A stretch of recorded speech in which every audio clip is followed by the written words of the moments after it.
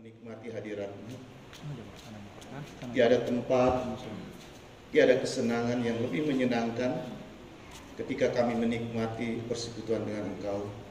Karena kami tahu bahwa bersekutu dengan Engkau adalah kami akan memperoleh tempat di keabadian. Itu sebabnya kami mengucap syukur untuk semua kebaikan-Mu yang Kau nyatakan dalam kehidupan kami. Secara khusus malam hari ini, kami rindu kembali untuk mendengar Engkau berbicara melalui kebenaran firman-Mu. Berkati kami. Secara khusus hamba-Mu yang Kau percayakan untuk menjadi saluran berkat di malam hari ini. Ini hidup hamba persembahkan ke dalam tangan-Mu. Pakailah untuk juru bicara-Mu kepada umat-Mu. Terima kasih. Dalam nama-Mu kami menyambut kebenaran firman-Mu. Amin. Salam. Terima kasih malam hari ini saya diberikan kesempatan untuk menyampaikan firman Tuhan di tempat ini oleh hamba Tuhan. Selamat malam semuanya, selamat malam Pak Iwan, selamat malam Pak Charles Amin. Hanya berapa orang yang saya kenal di tempat ini. Nama saya Igede Agus Sapnat Paanea. Sapnat Paanea itu adalah nama yang diberikan oleh Firaun kepada Yusuf. Jadi kalau namanya Igede sudah jelas berarti dari suku apa. Saya suku Bali, tetapi tidak asli Bali. Karena orang tua saya masuk Sulawesi tahun 62 sebagai transmigrasi perintis di daerah Tolai. Itu termasuk orang tua saya yang kepala rombongan. Jadi karena sulitnya hidup di Bali, dia harus transmigrasi perintis waktu di zaman Pak Karno, awal-awal akhir-akhir dikirim. Jadi kalau dilihat berdasarkan susunan kasta, sebetulnya kalau di kalangan orang Bali saya tidak layak untuk berdiri karena kasta saya adalah kasta yang paling rendah kalau dari bapak. Kalau ibu kasta menengah. Kasta yang tinggi itu Brahmana, itu kepala, pemikir. Kasta Satria itu bagian tangan. Waisa itu bagian perut. Sedangkan saya itu bagian kaki, yaitu Sudra. Jadi yang paling rendah. Ibu saya sebetulnya kastanya lumayan tinggi, dia di bagian Satria, tetapi karena menikah dengan bapak saya, jadi kehilanganlah dia dari sisi kastanya. Jadi itu sepintas berkenaan dengan diri saya. Hari ini saya hadir bersama dengan putra saya, ada baju merah kaos. Dia baru juga menyelesaikan S2-nya jurusan bahasa Inggris. Anak saya 2, laki-laki 22, istri tenaga medis dan ada di Parigi, jadi saya di Palu. Itu perkenalan saya. Malam hari ini kita akan membahas berkenaan dengan tema seperti yang sudah dibuat oleh PGI. Ini banyak hamba-hamba Tuhan yang bertanya, kok temanya maka pulanglah mereka ke negeri melalui jalan lain. Sehingga ada yang bertanya, Pak, ini kecenderungan orang akan bisa menafsirkan khotbahnya nanti secara alegoris. Jadi pertama itu jalan tidak menuju selamat, tetapi kemudian jalan kedua sesudah ketemu Yesus, Majus itu berarti jalan menuju keselamatan. Itu orang-orang bisa saja menafsirkan nanti arahnya ke alegoris. Tapi malam hari ini kita akan melihat, saya tidak khusus membahas berkenaan dengan jalan itu, tetapi nanti di poin khotbah saya yang ketiga baru kita akan bahas pintas berkenaan dengan apa yang dimaksud dengan jalan lain. Hari ini kita akan melihat secara keseluruhan dari cerita orang Majus di sini. Nah, mari kita buka Alkitab kita dalam Matius pasal 2 ayat 1 sampai ayat yang ke-12. Jadi mata saya agak kabur kalau saya baca lewat HP. Saya akan bacakan bagi sidang jemaat sekalian. Sesudah Yesus dilahirkan di Betlehem di tanah Yudea pada zaman Raja Herodes, datanglah orang-orang Majus dari timur ke Yerusalem dan bertanya-tanya, di manakah dia, raja orang Yahudi yang baru dilahirkan itu? Kami telah melihat bintangnya di timur dan kami datang untuk menyembah dia. Ketika Herodes mendengar hal itu, terkejutlah ia beserta seluruh Yerusalem. Maka dikumpulkannyalah semua imam kepala dan ahli Taurat bangsa Yahudi. Lalu dimintanya keterangan dari mereka di mana Mesias akan dilahirkan. Mereka berkata kepadanya, di Betlehem di tanah Yudea, karena demikianlah ada tertulis dalam kitab Nabi. Dan engkau Betlehem tanah Yudea, engkau sekali-kali bukanlah yang terkecil di antara mereka yang memerintah Yehuda, karena daripadamu lah akan bangkit seorang pemimpin yang akan mengembalakan umatku Israel. Lalu dengan diam-diam Herodes memanggil orang-orang Majus itu dan dengan teliti bertanya kepada mereka bila mana bintang itu nampak. Kemudian ia menyuruh mereka ke Betlehem, katanya, pergi dan selidikilah dengan saksama hal-hal mengenai anak itu, dan segera sesudah kamu menemukan dia, kabarkanlah kepadaku supaya aku pun datang menyembah dia. Setelah mendengar kata-kata raja itu, berangkatlah mereka dan lihatlah bintang yang mereka lihat di timur itu mendahului mereka hingga tiba dan berhenti di tempat di mana anak itu berada. Ketika mereka melihat bintang itu, sangat bersukacitalah mereka. Maka masuklah mereka ke dalam rumah itu dan melihat anak itu bersama Maria ibunya, lalu sujud menyembah dia. Mereka pun membuka tempat harta bendanya dan mempersembahkan persembahan kepadanya, yaitu emas, kemenyan, dan mur. Dan mereka diperingatkan dalam mimpi supaya jangan kembali kepada Herodes, maka pulanglah mereka ke negerinya melalui jalan lain. Ketika saya mempersiapkan khotbah ini, saya tersentak dan sangat kagum dengan para Majus ini.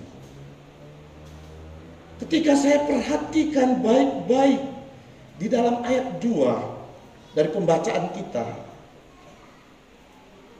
di situ dikatakan dan bertanya-tanya, di manakah dia, raja orang Yahudi yang baru dilahirkan itu? Kami telah melihat bintangnya di timur dan kami datang untuk menyembah dia. Tidak terlalu banyak data dalam Alkitab yang kita temukan bagaimana orang Majus ini bisa mengenal Yesus. Hanya datanya diberikan bahwa dia bisa melihat dari bintang yang ada di timur itu. Dan kemudian dia berkata itu adalah nanti lahirnya seorang raja dan orang Yahudi. Sehingga saya berpikir mungkin ini untuk pertama kalinya muncul nanti ketika Yesus disalib. Di atas salibnya itu tulisan Indri, inilah raja orang Yahudi. Kalau memang itu benar, berarti orang Majus inilah yang pertama kali mengakui bahwa Yesus itu sebagai raja orang Yahudi.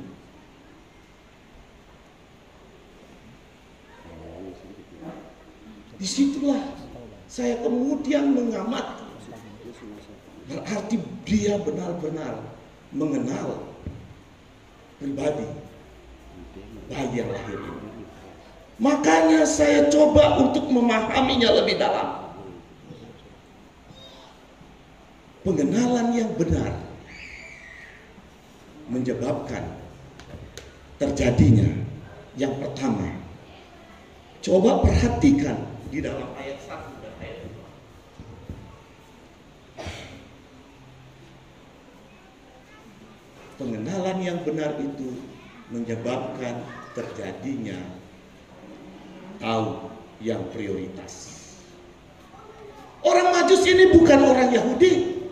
Orang Majus ini bukan dari Yerusalem. Di situ dikatakan bahwa orang Majus itu berasal dari daerah timur. Apakah itu daerah yang sekarang dikatakan itu tempatnya dari negara Irak atau Iran? Pokoknya sebelah timur dari Yerusalem. Tetapi yang luar biasanya di sini saya melihat bahwa walaupun dia bukan orang Yahudi, Dia menempatkan bayi yang baru lahir ini sebagai yang prioritas dalam hidupnya. Kenapa? Karena dia berani melakukan perjalanan yang begitu jauh, meninggalkan negerinya, hanya mengakui seorang raja yang bukan dari bangsanya. Itu tidak mudah.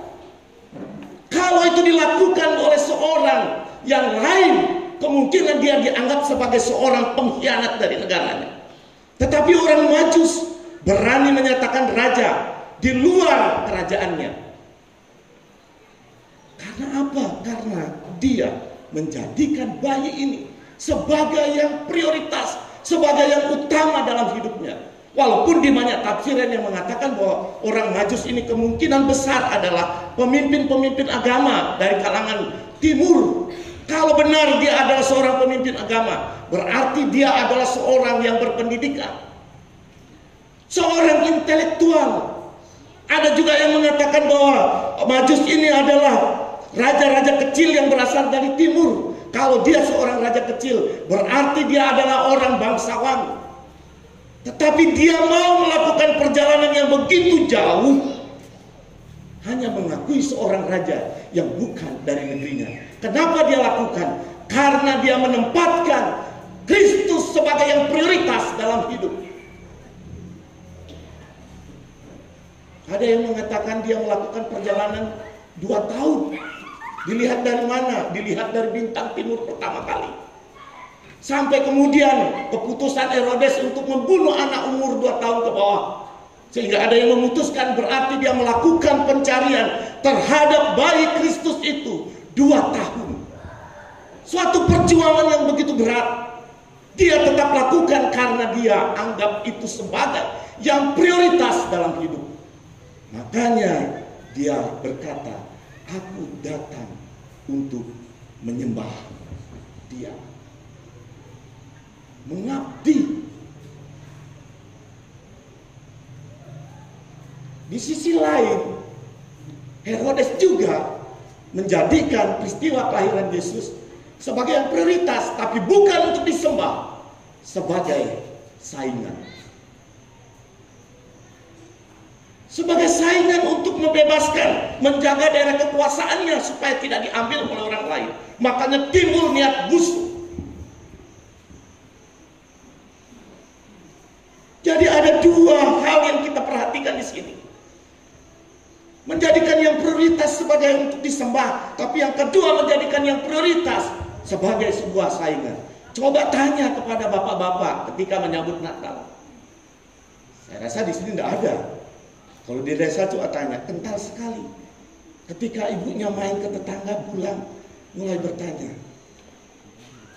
Mama, tetangga kita di sebelah, babi loh dipotong, babi. Masa kita cuma ayam? Coba tanya ke ibu-ibu. Kalau sudah ngumpul, pulang ke rumah, Pak, 10 toples tetangga kita. Terus kuenya kue apa saja? Dari kue tumbuh-tumbuhan, buah-buahan, sampai kue binatang. Kue buah-buahan, kue korma, kue rambutan, kue binatang, kik zebra. Terus suaminya bilang, jangan takut mah, kita tindis. Kita buat kue manusia. Memangnya ada? Ada. Kue manusia itu kue apa? Kue janda. Kue janda. Mungkin kita menganggap ini sesuatu yang biasa, tetapi banyak terjadi di kalangan orang yang menjadikan Natal sebagai yang prioritas, tetapi melihat dari sudut untuk menyiapkan menu. Terjadi persaingan demi persaingan. Bukan lagi untuk sesuatu yang sehat, sehingga untuk menampilkan perayaan Natal harus berhutang. Dan selesai Natal mulai buat drama. Perkelahian antara suami istri, cerai. Ujung-ujungnya ketika ditanya kenapa cerai, harus bayar hutang karena Natal. Sangat sedih. sangat sedih. Perhatikan para Majus. Dia datang bukan menjadikan sebagai prioritas untuk sebuah saingan, tetapi para Majus menjadikan bayi Kristus itu sebagai untuk disembah.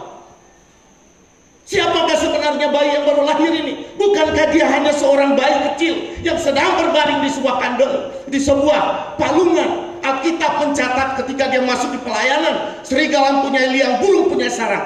Anak manusia tidak punya tempat untuk meletakkan kepalanya. Dalam pelayanan, dia ditopang oleh pengikut-pengikutnya.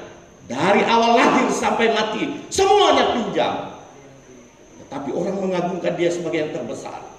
Bukan karena jabatan kedudukan, tetapi karena memang dia adalah Allah yang menjadi manusia. Hanya ada satu manusia di dunia ini yang memiliki hak dan bisa memilih. Dia mau lahir di mana saja bisa. Tetapi dia melilih di sebuah kandang yang hina dari seorang wanita yang sederhana.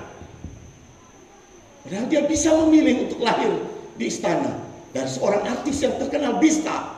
Tetapi dia memilih dari seorang wanita yang sederhana. Karena dia ingin menunjukkan bahwa hidup di dalam Kristus itu harus ada sebuah kerendahan hati.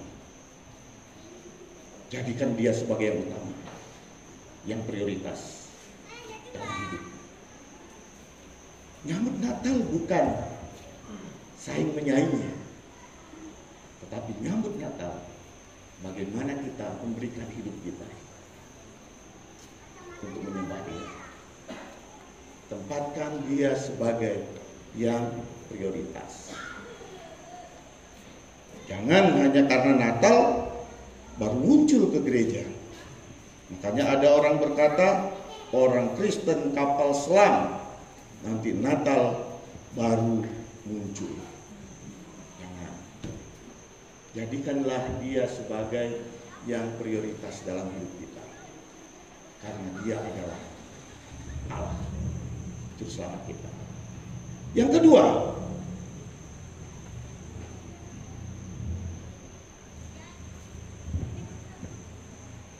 perhatikan di dalam ayat 11. Pengenalan yang benar menjadikan adanya di dalam ayat 11 kerelaan untuk berkorban. Kerelaan untuk berkorban. Ada 4 macam pengorbanan yang dilakukan, yang saya coba amati, yang saya dapat catat, yang dilakukan oleh orang Majus.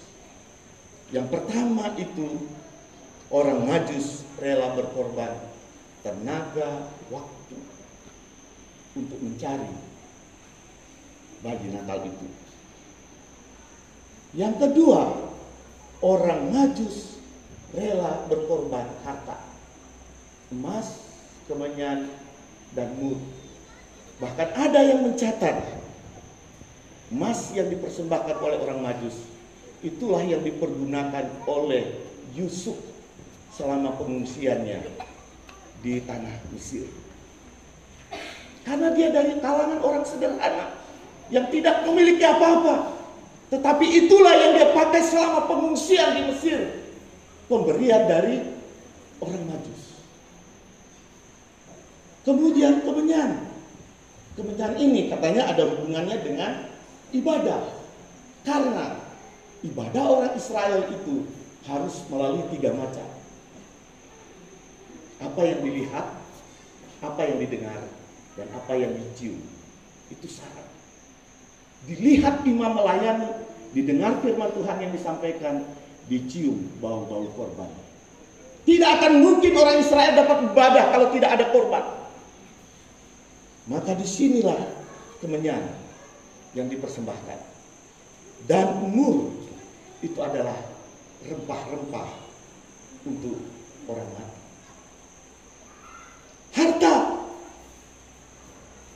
Dan yang luar biasa, Majus ini orangnya konsisten.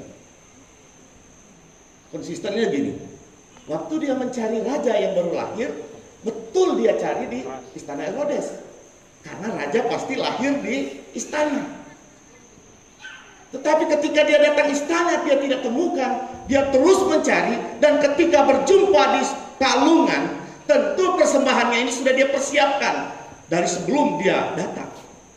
Tapi ketika dia lihat raja itu hanya di sebuah palungan yang sederhana, dan seorang bayi konsisten tetap dia persembahkan, padahal tidak sesuai dengan harapannya yang awal.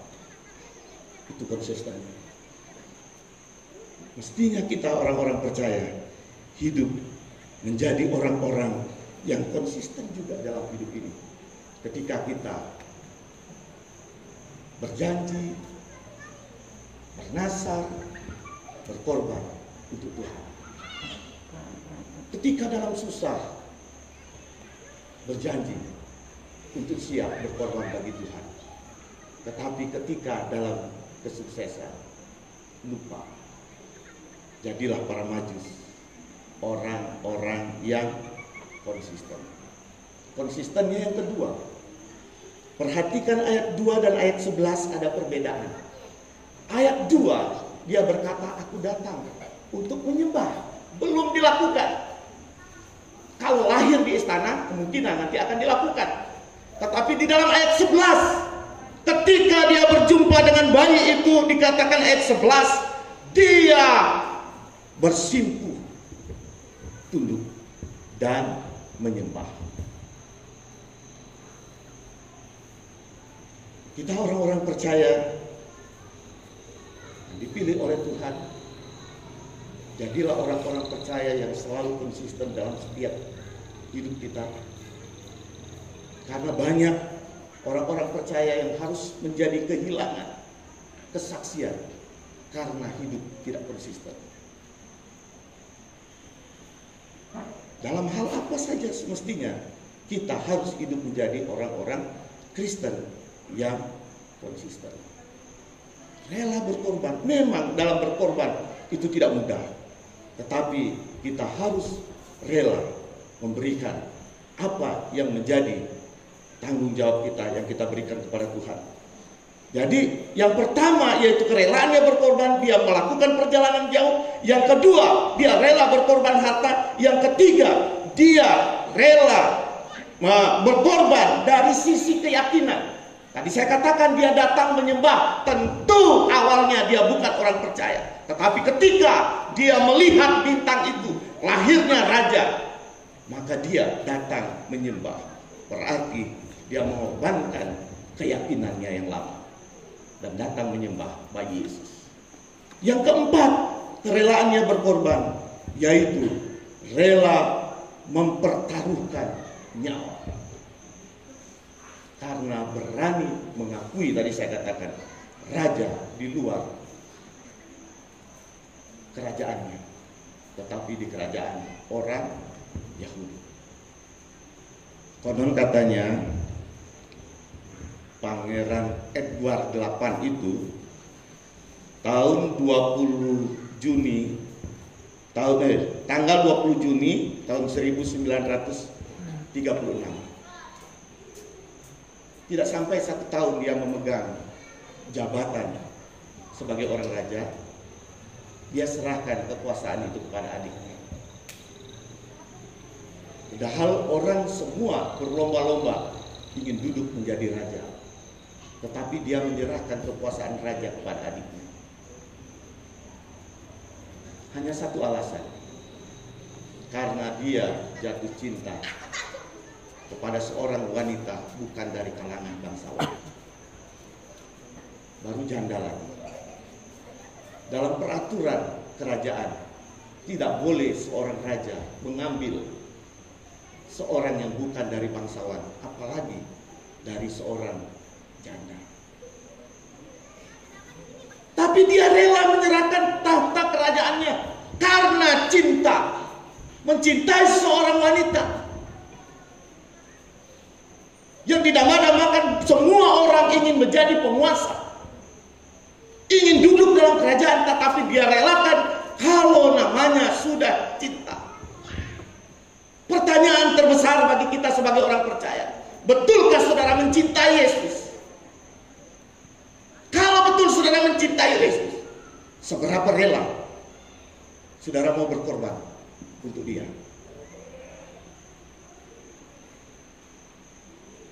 Saya coba memahami dari panggilan Tuhan dalam hidup saya. 3 kakak saya, 3 pria di atas saya wanita, baru saya. Kakak saya nomor 2 itu seorang polisi. Kakak saya nomor 3 seorang polisi. Saya mempunyai tekad. Saya harus sekolah lewat akabri supaya saya lebih tinggi pangkat dari kakak saya. Itu cita-cita saya. Saya berolahraga. Saya pernah lari 39 kilo dari arah Kolai sampai Parigi. Jam 11 siang saya tembus jam 2 dengan teriknya matahari. Saya latih tubuh saya sedemikian rupa, makanya sekarang jadi gemuk karena dulu kurus kuat. Setelah istirahat cepat sekali bengkaknya. Saya berjuang, dan orang tua saya sudah siap mengirim saya ke Magelang. Tapi cita-cita itu terputus ketika datang seorang hamba Tuhan yang menawarkan kepada ayah saya, karena ayah saya seorang penginjil dari Yalki dulu, dengan Amran-Amrin dulu. Dia berkata, mana anakmu? Satu untuk Tuhan. Dan sayalah yang dia doakan. Saya relakan cita-cita itu diambil untuk Tuhan. Tapi saya percaya bahwa Tuhan sudah memilih. Tuhan sudah memilih. Jadi pertanyaan bagi kita sekarang orang percaya, Natal tahun ini, apa yang akan Anda persembahkan untuk Tuhan? Apa yang Anda akan berikan dengan rela untuk Tuhan? Menyediakan makanan, bagus. Mendekorasi rumah, bagus. Tetapi itu sia-sia kalau hatimu tidak kau berikan untuk Tuhan. Dipanggil untuk jadi panitia Natal saja tidak mau. Dipanggil untuk urus gereja dalam persiapan Natal saja tidak mau. Para majus rela karena dia tahu, kenal benar siapa bayi itu. Kalau engkau berkata bahwa aku mencintaimu Yesus, semestinya tak ada satupun yang bisa mengalahkan dia sebagai yang utama dalam hidup kita. Pengenalan yang benar menjadikan adanya ketaatan, kerelaan untuk berkorban. Itu yang kedua. Yang ketiga, pengenalan yang benar menjadikan adanya ketaatan. Itu di dalam ayat 12. Nah, di sini baru saya akan perlihatkan kenapa harus melalui jalan lain. Dan karena diperingatkan dalam mimpi supaya jangan kembali kepada Herodes, maka pulanglah mereka ke negerinya melalui jalan lain. Pengenalan yang benar menjadikan adanya sebuah ketaatan. Bukankah Natal itu identik dengan ketaatan? Maria taat sekalipun tidak ada hubungan dengan seorang laki-laki. Dia taat mau hamil. Itu resiko berat. Dalam budaya orang Yahudi itu bisa dirajam dengan batu sampai mati. Yusuf taat mengambil Maria, walaupun itu dalam kandungan itu bukan benihnya. Laki-laki yang hebat kalau mau yang seperti itu. Gembala-gembala rela meninggalkan domba yang bukan miliknya, dia hanya seorang upahan. Pergi malam-malam harus menjumpai bayi yang baru lahir itu. Suasana waktu itu kalau saudara amati baik-baik, dingin sekali di sana. Saya sempat 2018 diizinkan untuk datang ke Israel. Kalau mulai jam 6, jam 7 itu, karena saya datang bukan musim salju, tapi yang paling dingin saya rasa adalah anginnya menusuk sampai di tulang-tulang, rasanya begitu dingin. Gembala rela datang. Para majus rela meninggalkan daerahnya, tenaganya, waktunya hanya untuk mengakui seorang raja di luar kerajaan.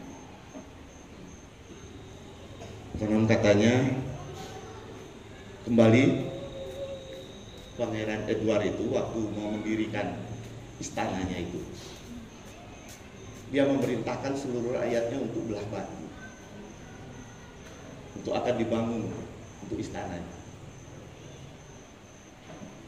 Dalam situasi semua rakyat belah batu, dia coba-coba menyamar dan mengunjungi rakyatnya yang sedang belah batu, dan dia coba tanya satu persatu.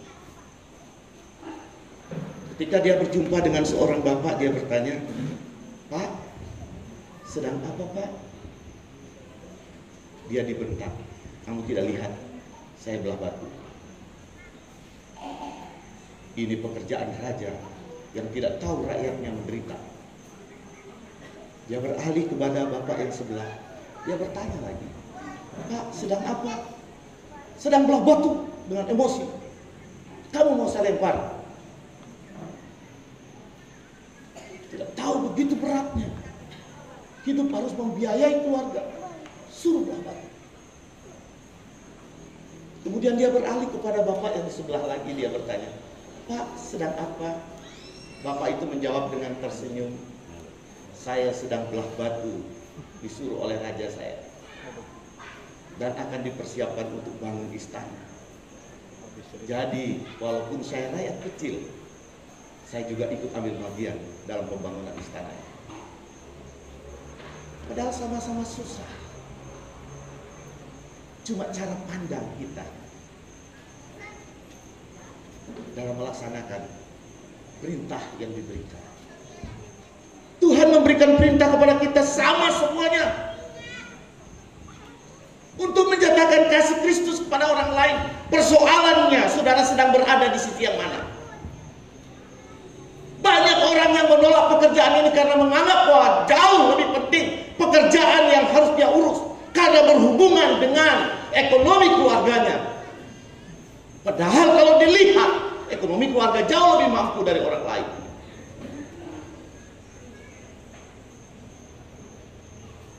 Ini persoalan.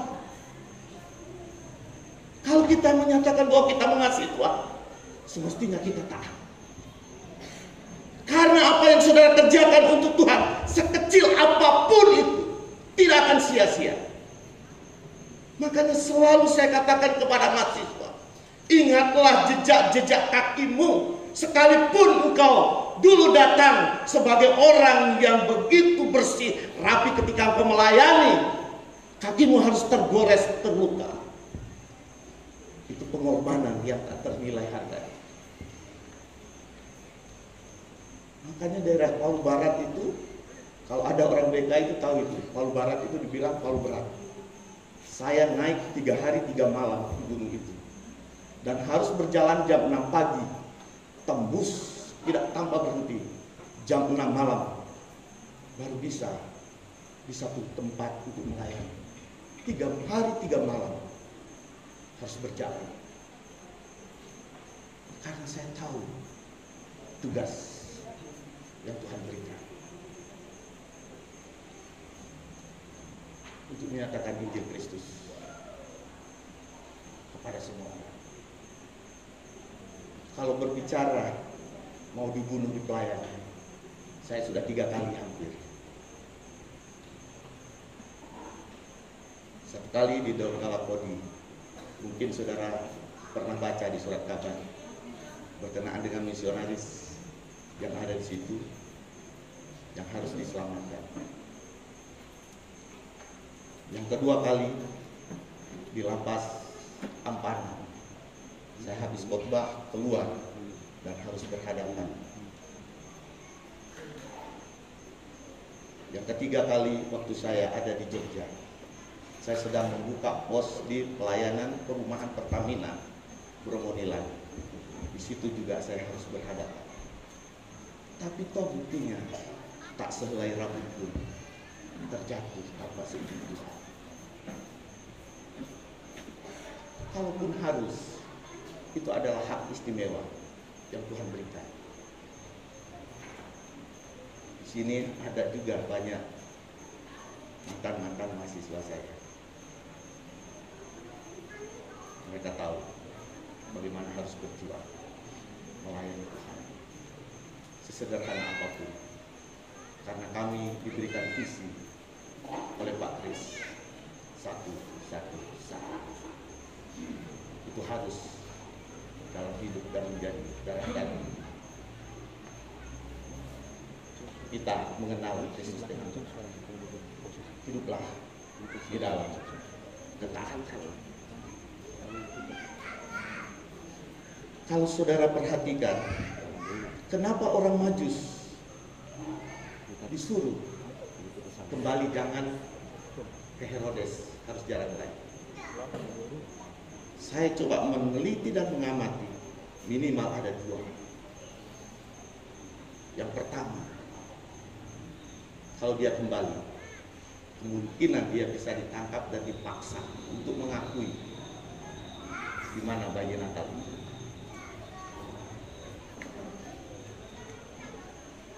Kalau dia mengakui, Yesus bisa ditangkap. Tapi yang kedua juga kemungkinan besar orang Majus bisa mendapatkan penghargaan. Ketika berjumpa dengan bayi Natal, dia lapor ke Herodes, kemungkinan Herodes akan memberikan penghargaan. Kemungkinan juga memberikan hadiah. Kemungkinan juga memberikan hal-hal yang lain yang menyenangkan. Tetapi ketika diperintahkan oleh malaikat Tuhan jangan kembali, maka dia taat.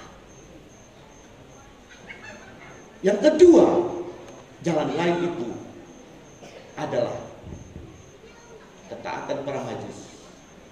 Akhirnya menyelamatkan bayi Kristus. Karena kalau dia kembali kepada Herodes, berarti bayi itu terancam bisa dibunuh. Maka dia taat, disuruh untuk pulang melalui jalan lain. Kenapa dia lakukan? Karena dia mengenal dengan benar siapa bayi Natal itu. Mengenal dengan benar bayi Natal menjadikan yang prioritas. Mengenal dengan benar menjadikan kerelaan untuk berkorban. Dan yang ketiga, jadi taat. Kita tundukkan kepala kita berdoa. Mengucap syukur untuk kebenaran firman-Mu pada malam hari ini.